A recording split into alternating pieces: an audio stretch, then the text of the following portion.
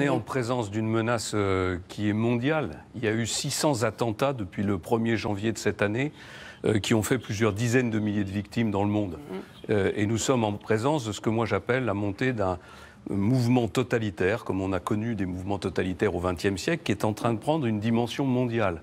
La question qui est posée, c'est est-ce qu'on organise une coalition mondiale maintenant pour arrêter ce mouvement totalitaire quand c'est encore possible ?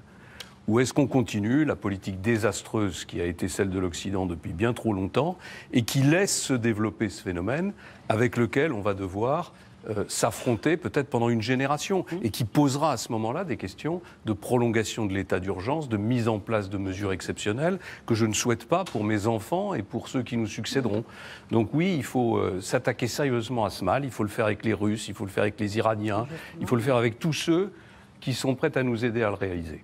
Précisément, Monsieur Fillon, la lutte contre Daesh, la lutte contre le terrorisme, on sait que vous êtes un partisan fervent d'une entente très proche avec la Russie de Vladimir Poutine, alors que l'aviation russe bombarde de manière totalement inhumaine, comme étant peut-être même, selon certains experts, des crimes de guerre, bombarde la ville d'Alep et ses 250 000 civils. C'est la guerre au Yémen, c'est la guerre quand les chrétiens d'Orient ont été massacrés dans le silence général, y compris d'ailleurs d'une bonne partie de nos médias.